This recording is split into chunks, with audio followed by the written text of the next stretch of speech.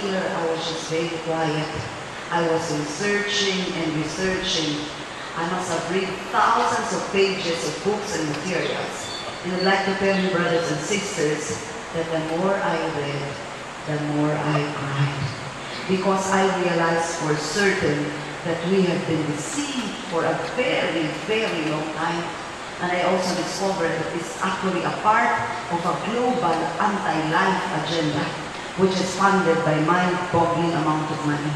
And I'm so happy that there is a handout on the National Security Study Memorandum 200, because it was actually the document that I cried the most. And I will discuss that as a part of my talk. And I will be sharing more about my life as I go along. So, yung National Security Study Memorandum 200 po, that was the document, as I was saying, where I cried the most. Because it details the horrible agenda. And because I've been in the Department of Health for so long, I was part dun sa mga sinasabi nila, dun sa NSSM. So it was really horrifying. At alam niyo po, nagbabasa din po, nakapagbasa din po ako tungkol sa health. Especially in the Diary of St. Faustina. Nabasa niyo po yung diary na napakaganda ni St. Faustina. It mentions about health. Binasa ko rin yung isang napakaganda ding libro, The Divine Revelations about Health. And hell is so horrible. And I vowed to myself that I wouldn't like to go to hell. So sabi naman po sa Bible, kung ang iyong mata is the one causing you to sin, ikunin na daw natin yung ating mga mata. Kung ay yung hand, putulin na rin natin. It was my job that was causing me to sin. So I decided on February 14 of 2005 to give up my job, and I thought my life. I also gave up my multi-million consultancy. I founded a consultancy called Health Consultants Incorporated together with some partners. And you know, there's very easy money. Yung money po sa reproductive health, population control, it is really meant to be corrupted. So, kaya I'm very, very passionate with this cause. Kasi ang dami ko pong kasalanan. So I made a covenant with the Lord that, Lord, just forgive me for everything that I've done in the past. And please, just anoint me for your glory. And I will spend the rest of my life proclaiming the gospel of life to the nations. You know, I was greatly persecuted. Sorry po, kuminsan hindi ko napipigilan. Sorry po, I was greatly persecuted. And, you know, they called me mentally ill. The first time that I went out, they called me mentally ill. They called me a liar. Of course, they knew I've never been a liar. I've never been a no-nonsense employee when I was in the Department of Health. And everything that I recommended to my boss were always followed. Because they knew that when I make a stand, talagang malalim ang pinaapakan ko nun, no? And, you know, I discovered that it's a very nice feeling to be a fool for the Lord. You can sleep very well. And, you know, when I gave up my job, there were so many times in my life na I had no single centavo. The Lord had to strip me and my family of almost everything. And when I say everything, it is literally and figuratively. Talagang many times in our lives, we had no single centavo in our pockets. But it was when we had nothing that I found I had everything. Na pag meron ka palang Diyos sa buhay mo, tama yung sinabi ng aking spiritual director. God gave me a very holy spiritual director who told me, don't you worry, Ligaya. Our Father is the owner of heaven and earth. And if you give Him first place in your life, He will provide everything for you. He will do the rest. And indeed, ganyan po ang nangyari sa buhay ko. Actually, I thought my life then would be very simple. Now, when I left my job, actually deep in my heart, parang umiiyak ako na mamimiss ko yung mga 5-star hotels, yung mga travels. Kasi akala ko po, nandun na lang ako sa diocese with my bishop and with my priest. Pero yung pala, when you totally surrender yourself to the Lord, then the Lord will be free to use you for His glory. At dadalhin ka pala sa kung saan-saan.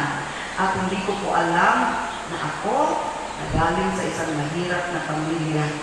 Pangsyam sa 11 anak, Salamat po na wala pang reproductive health noon. Because otherwise, I, the 9th of 11 children, would not be here before you now. So I will share as I go along. At first, talaga naman po, sobrang pinagtatalunan itong reproductive health bill na ito. Palagi nilang sinasabi, ipasa natin ito kasi talaga naman most Filipinos want the reproductive health to be passed. Even after the harapan sa ANC at ABS-CBN, palagi pa rin nilang tinukot yung SWS survey ng SWS. Sabi nila, meron sabi sa akin, actually owned by the Kuwankos, no? Ilan na naman ang nag-respond sa SWS? 1,300 or even less? Di naman nila sinasabi kung mga sino-sino ang mga nag-respond, no? Pero, when nag-report yung harapan ABS-CBN survey, actually I was supposed to be part of that. Pero I was still in Vietnam when they asked me to join. Sabi ko, yes, I'd be willing to join. Pero, binago-bago nila, gaya din sa GMA, binabago-bago nila yung mga rules. Para bang gusto nilang masigurado na yung RH talaga ang mananalo.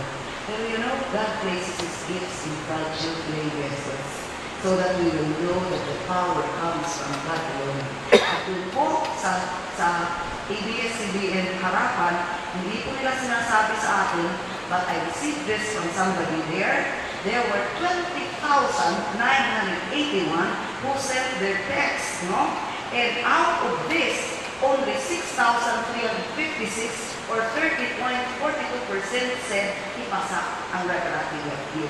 And then 14,000, overwhelmingly, 14,535 or 69.58% of the respondents said ibasura. So ayaw na na naman ito. So meron ngayon ang Philippine Star Survey. Sino po ang may-ari ng Philippine Star? And majority of that is owned by the Belmontes. Kung kilala niyo po, alam niyo naman po natin na si Congressman Belmonte, our speaker, is also rapidly pro-RH, na talaga naman po, naguna din silang pagpasa ng reproductive health ordinance dun po sa Quezon City. Pero po, buti na lang po, as of 4:42 this morning, in-open ko po yung aking email, ang question po nila, is there a need to pass the reproductive health bill? Buti na lang po, nananalo na naman tayo ulit. So, as of today, as of 4:42 this morning, 11,044 na ang nag-respond at 57% na ang nagsabi mo. And we ask you to also vote para marinig po tayong lahat, no? So now, we are winning. Kasi in the past days, meron mga nagtitext na natatalo pa daw tayo. Pero alam niyo po, ang katotohanan, hindi po nasusukat sa mga survey. I think you have heard the Pope himself said, kahit isa na lang ang naniniwala sa katotohanan, it will not take away the truth. The truth is still the truth, despite na isa lang ang maniniwala ninyo. No? So, ganyan ang kahirap yung laban natin. Sa makikita nyo, sabi nila, bakit si Manny Pacquiao?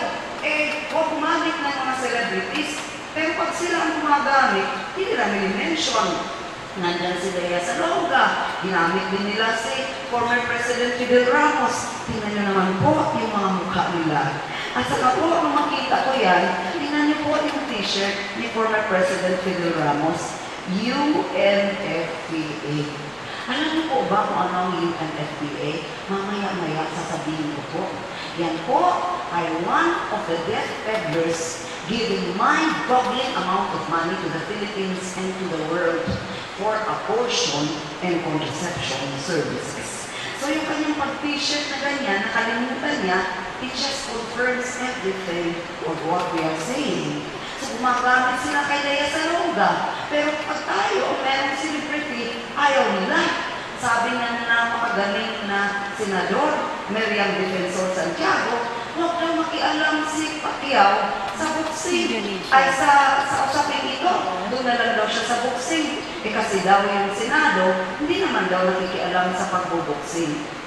For all his intelligence, nakalimutan niya at number one, Manny Pacquiao is already a member of the Congress of the Philippines. And therefore, kasali siya sa usapan. Di ba sila po, kahit po very simple man on the street, ini-interview nila pag pro. Pero, nandyan din si Secretary Cabral. Nahinamon ko po ng debate ng Secretary of Health pa po siya. No? Nung una, in-accept ko niya. Pero later on, nagulat ko ako nung magsalita ako doon sa Ateneo College of Law. Mabigla na lang yung dati kong kaibigan na now Undersecretary ng Department of Health. Bakit nandito ito sa audience? Wala naman ito doon sa binigay sa akin. At saka po, talagang nag-note siya sa lahat ng mga sinabi ko. And the next day, sinabi ni Secretary Cabral, hindi na daw siya makikipagdebate sa akin, pero obispo na lang ang kanyang pangikidebatihan. Bakit obispo? At saka po, kahit hindi ko ini-introduce ang sarili ko, na from the Catholic Bishops' Conference of the Philippines, I always say, I am from Human Life International. Paglalabas doon sa mga news, sasabihin nilang CBCP. Kasi gusto nila na ipakita sa lahat na this is a religious issue. Na ang labanan ay sa gobyerno and the Catholic Church. Pero I would like to stress po, this is not a war between the government and the Catholic Church. This is not a war between the pro-RH and the anti-RH. This is a war between good and evil, between truth and lies. Meron po akong kopya ng biodata ni Secretary Cabral. Siya po ay konsultant ng napakaraming drug companies. So you will understand kung bakit sobra-sobra yung pagdidepensa na yun sa kabila. Kasi syempre, ang mga drug companies nagbibigay po ng napakaraming pera po ito. So this is really all about money. No? At marami pa po kayong ma-discover ngayon. But first, let me introduce to you. Isa pa kay Cabral, sabi ko niya, mamaya naman sasabihin. Okay. So let me introduce to you first Human Life International. Perhaps for many of you, ngayon nyo lang narinig yung Human Life International. Ang Human Life International po is a Catholic organization founded by this very prophetic Catholic priest, Reverend Father Paul Marx, who is considered the father of the international pro-life movement. Siya po ang mag-umpisa ng pro-life movement in the world. Tinawag po siya ni Blessed Pope John Paul the Great as the Apostle of Life. At sinabihan din po siya, you are doing the greatest and most important work on earth. Kasi nga po, we work for the defense of life and family. And we know very well that life is the most basic right of all, upon which all the other rights become meaningless. Kung walang buhay, ano pa yung mga anti-poverty programs nila kung hindi nila papayagan ang mga mahihirap na mga anak, no? But I would like to say again, and I always say this, especially when I speak in non-Catholic countries, that this is not only a Catholic issue. Kasi kahit naman po kayo, when you don't believe in God, if you take contraceptives, you are going to suffer the same side effects. And I'm going to relate to you many of these horrible side effects. Right now po, we're headed by Monsignor Ignacio Barreiro, who for a long time was our head of the Vatican Office of Human Life International. We were founded in 1972 as a small human life center in the United States of America. But as the Bible says, by their fruits you will know them. And today, Human Life International has become the world's largest international pro-life and pro-family organization. And this is our headquarters in Front Royal, Virginia, in the United States of America. Kung makikita niyo po, purposely po, akin muna ng picture doon sa 2 feet of snow ata ito, no? Kasi palagi po nilang sinasabing global warming, global warming. We experience naman the coldest winter. Pero iba pong topic yun. Ang global warming actually ginagamit din po nila sa population control. Kasi yung mga tao daw, yun ang nakakakos ng global warming, kaya dapat daw dalawa na lang ang magiging anak. But it's another story. No? So we have a very big office at Virginia, Front Royal, Virginia. It is shaped like a cross. And parang cross siya. And at the middle of a cross is a beautiful chapel. Yan po. And then at 11:30 in the morning, everyone stops working to gather in the chapel. I always love it when I'm there. I think it's a very beautiful life. Bakit po 11:30? Kasi po sabi ng aming presidente, it's purposely done at the middle of the day. Kasi to emphasize that Christ is the center of our mission. And we cannot do anything without Him. Kaya po at 11:30, everybody gathers in the chapel for a 1-hour adoration and then community rosary and end with a mass. And then at 8 o'clock in the evening, we gather again in the chapel for another hour of night vigil and adoration.